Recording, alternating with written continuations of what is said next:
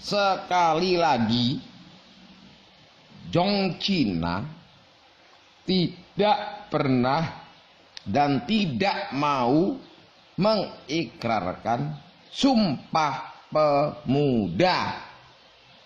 Catat itu.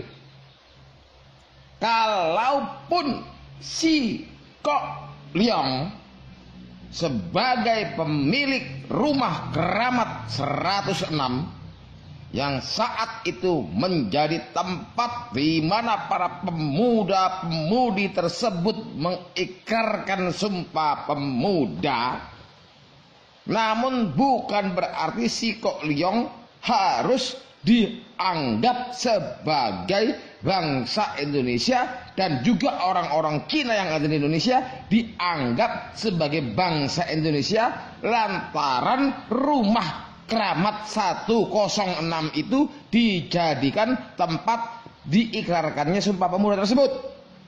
Si Kok Leong, pemilik rumah keramat 106 itu bahkan tercatat pernah ribut sampai gugat-gugatan, tuntutan di pengadilan dengan anak-anak kosnya yang ngekos di tempatnya si Kok Leong, gara-gara anak-anak kosnya itu mengikrarkan Sumpah Pemuda 28 Oktober 1928. Si Kok Leong marah ketika mengetahui rumahnya menjadi tempat diikrarkan Sumpah Pemuda tersebut. Catat itu.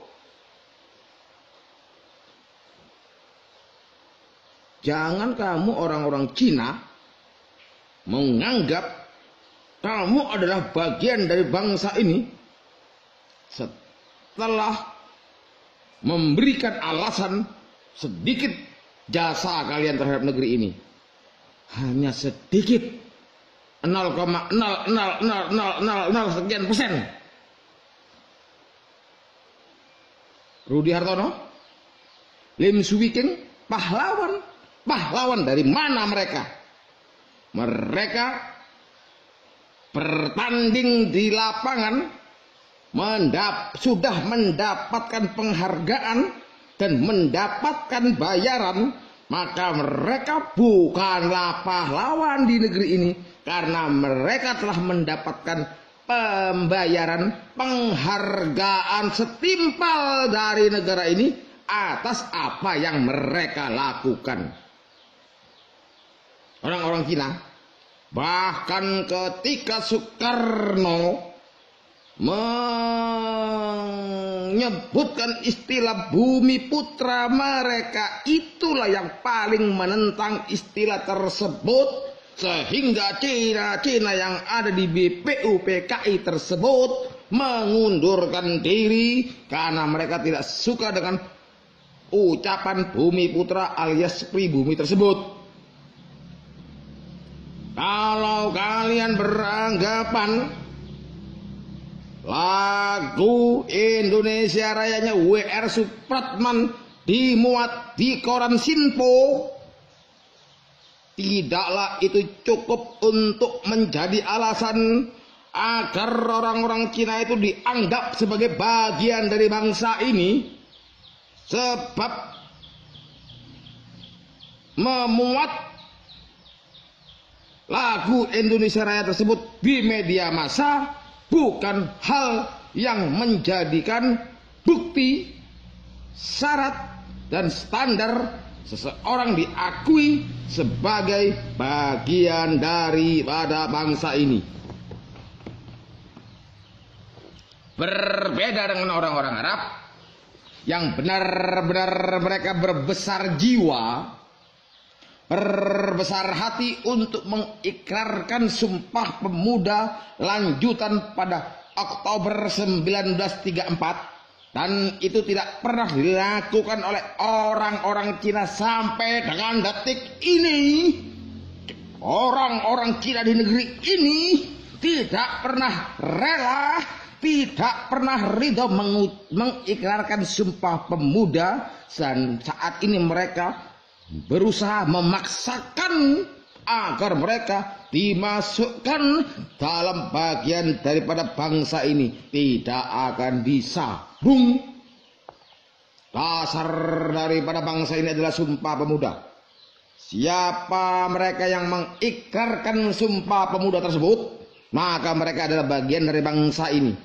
Kalaupun ada orang-orang Cina yang ikut bergabung dengan Jong Islamaten Bon, Jong Sumatranen Bon, bukan berarti itu adalah menjadi standar menerima orang-orang Cina menjadi bagian daripada bangsa ini. Mereka tidak tergabung pada saat itu pada istilah Jong Cina, kelompok Jong Cina, tetapi mereka tergabung pada Jong Islamaten Bon, Jong Sumatranen Bon. Jong Cina sendiri tidak mau ikut berikrar Sumpah Pemuda. Mereka datang, hadir dan hanya menjadi pemerhati. Dan setelah itu ribut, terjadilah kegaduhan antara mahasiswa-mahasiswa, para kosjongen yang ngekos di rumahnya si Sikok ini, sehingga Sikok marah, terjadi gugat-gugatan, tuntutan di pengadilan karena Sikok tidak setuju rumahnya menjadi tempat diikrarkannya Sumpah Pemuda 28 Oktober 1928.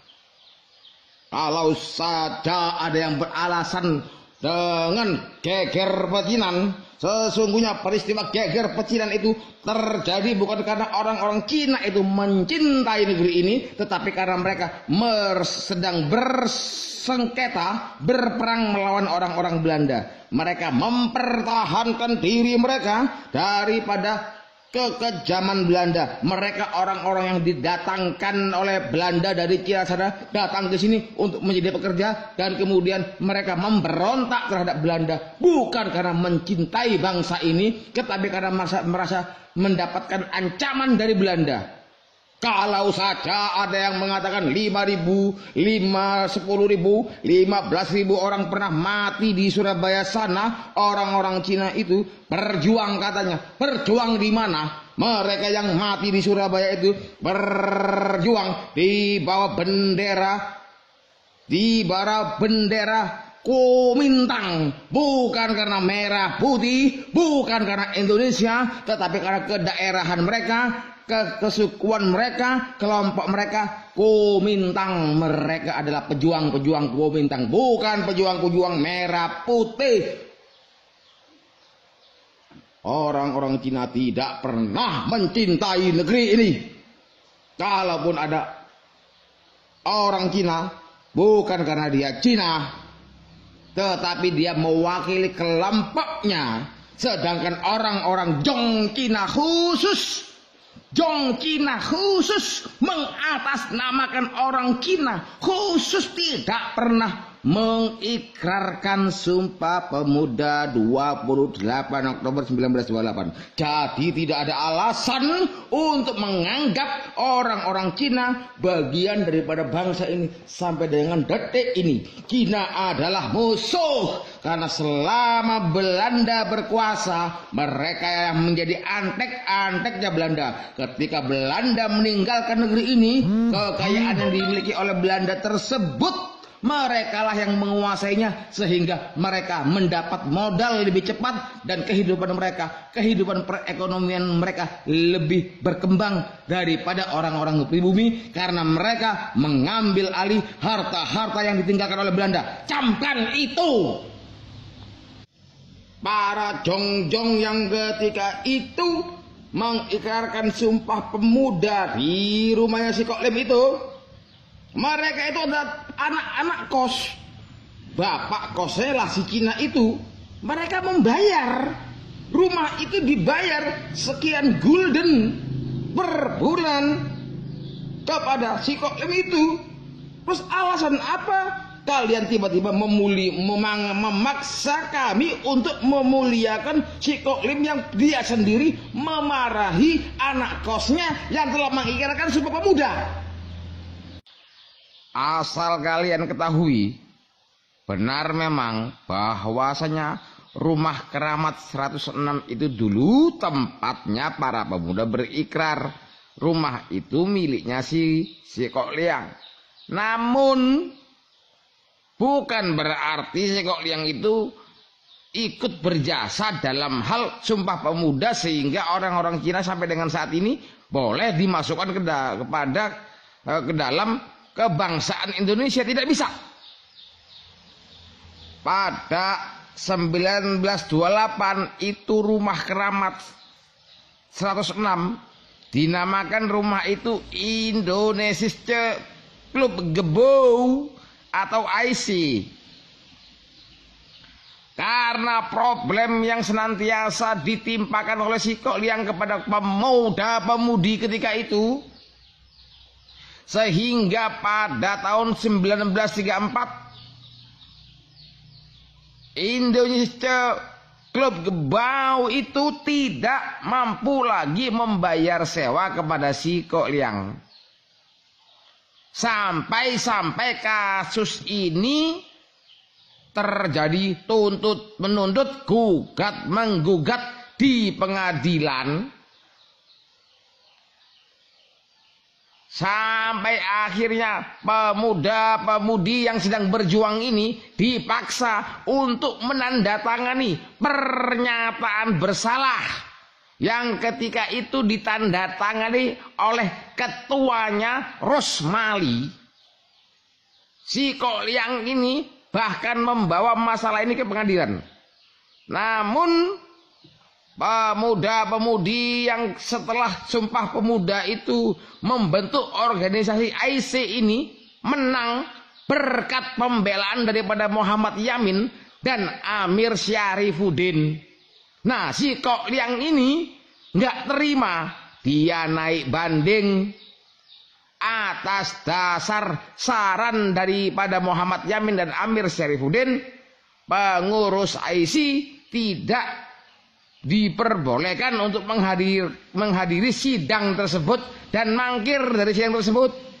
Mereka berpindah dari rumah keramat 106 di mana di situ dikumandangkan Sumpah Pemuda, pindah ke Jalan Keramat Raya 156 dan kemudian membalik nama IC menjadi CI dengan ketuanya Aka Gani untuk menghindari endusan pemerintah kolonial yang saat itu si Kok Liang ini telah melaporkan kegiatan yang dilakukan oleh para pemuda-pemudi ini di dalam perjuangan mereka.